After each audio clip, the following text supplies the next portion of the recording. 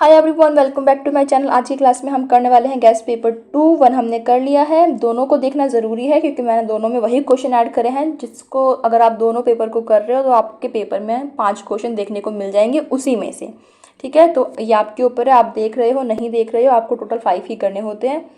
First question में बात कर लेते हैं कि क्या बोल रहा है कि एरिस्टोटल ने किस तरीके से फेवर किया है ड्रामा को as a higher and larger form of art. तो जब इसकी आप बात कर रहे हो तो आपको पता होना चाहिए कि प्लेटो ने कहीं ना कहीं इसके अगेंस्ट में बोला है, लेकिन एरिस्टोटल ने अपने पॉलिटिक्स में आर्ग्यूमेंट दिया है कि पोइट्री और ड्रामा होते हैं वो हायर फॉर्म ऑफ आर्ट होते हैं। उन्होंने कैसे बोला? उन्होंने बोला कि इसका जो इम्पैक्ट होता है ऑडियंस पे वो ज़्यादा होता है।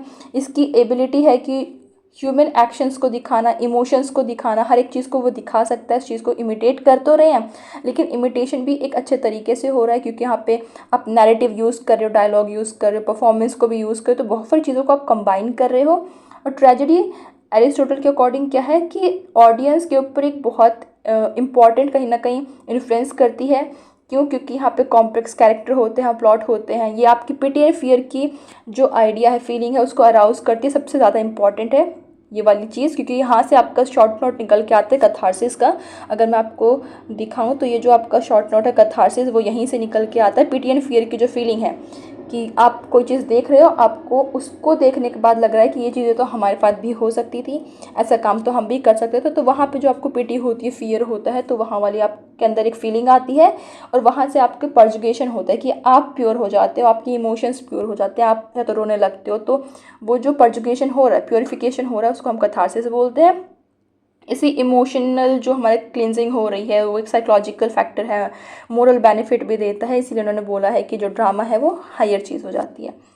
उसके बाद हम बात करें कि एरिस्टोटल का आइडिया क्या है गुड पोएट का। ये क्वेश्चन हमने 2-3 दिन पहले ही किया था वीडियो में, जहाँ पर उन्होंने बोला है कि जो कौन कौन से अच्छे पोएट की क्वालिटीज़ हो सकती हैं, जैसे कि उसके पास इमेजिनेशन अच्छी हो, कि प्राइमरी सेकेंडरी इमेजिनेशन यूज़ करनी आती हो, प्लस वो चीज़ों को कंबाइन कर सकता हो, वो फिर चीज़ों को ऐड कर सकता हो, मोर उसमें डीप मोरल और फिलोसॉफिकल इंसाइट हो कि वो चीज़ें सिर्फ ऐसी नहीं है, सिर्फ डिलाइट के लिए नहीं है, बल्कि कुछ इंस्ट्रक्ट कर रही है थोड़ा बहुत।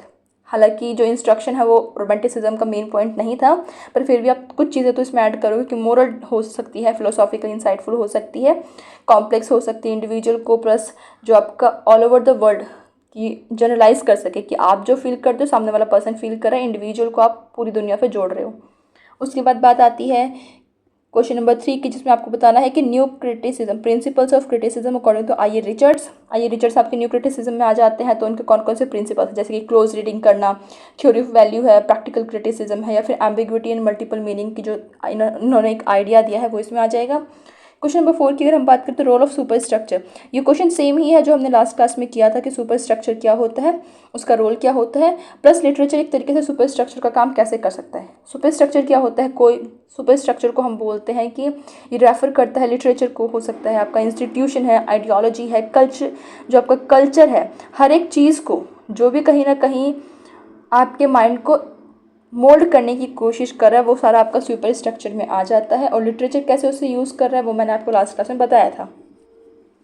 क्वेश्चन नंबर 5 में बात करें तो द सेकंड सेक्स जो है वो किस तरीके से एक लिटरेरी क्रिटिसिज्म में शिफ्ट लेकर आता है। अब वो क्वेश्चन करता है ट्रेडिशनल रिप्रेजेंटेशन को। ठीक है, ये वाली चीज़ आप यहाँ पे लिखोगे, रिप्रेजेंटेशन किस किस चीज़ का, रोल ऑफ वीमेन का, कि वीमेन का रोल क्या है लिटरेचर में या फिर सोसाइटी में, और इनका वर्क कहीं ना कहीं पेट्रियार्कल नॉर्म्स को भी चैलेंज करा, बायसनेस को चैलेंज करा जो लिटरेचर में है, लिटरेरी क्रिटिसिज्म में है। और वीमेन की जो पोजीशन है हिस्टोरिकली, जिस तरीके से उन्हें अदर करके पोर्ट्रेट किया गया है मेल सब्जेक्ट के अदरिंग में, उसको कहीं ना कहीं यहाँ पे ये चैलेंज करती है, तो इसीलिए इंपॉर्टेंट हो जाती है।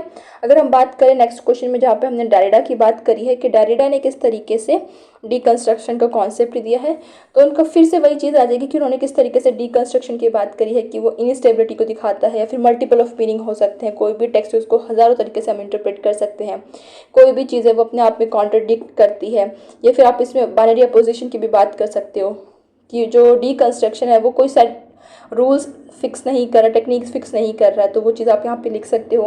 फिर फूको का जो क्वेश्चन है, फूको इसलिए इम्पॉर्टेंट है क्योंकि हम यहाँ पे कर रहे हैं इनको, प्लस जो मिकाइल फूको है वो आपके शॉर्ट नोट के अंदर भी आ जाते हैं, तो इसलिए भी।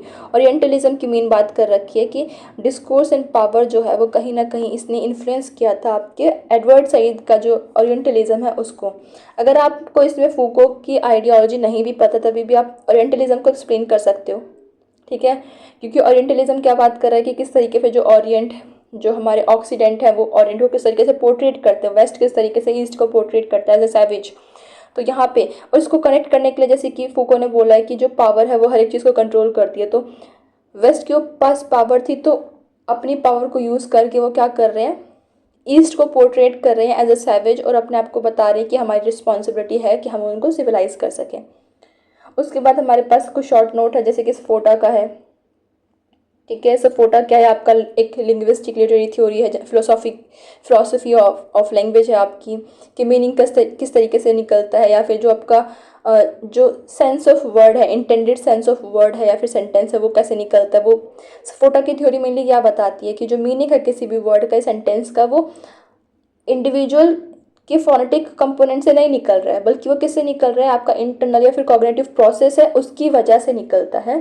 तो वो आपको बताना है। स्ट्रक्चरलिज्म एक नॉर्मल सा छोटा सा कॉन्सेप्ट है। स्ट्रक्चरलिज्म कब स्टार्ट हुआ आप ये बता दो कि मिड 20th सेंचुरी में 1950s के अराउंड में स्टार्ट हुआ था, फ्रांस में स्टार्ट हुआ था। मेन वही कौन सी चीज़ को इसको फोकस कर रहे हैं, कौन कौन से मेन पर्सन है, जैसे कि सोसियोर है, क्लॉड लेवी-स्ट्रॉस है, उनके बारे में आपको बताना है। कैथारसिस मैंने आपको बताया कि कैथारसिस की बात करते हो तो हम बात कर रहे हैं ट्रेजेडी की, एरिस्टोटल की।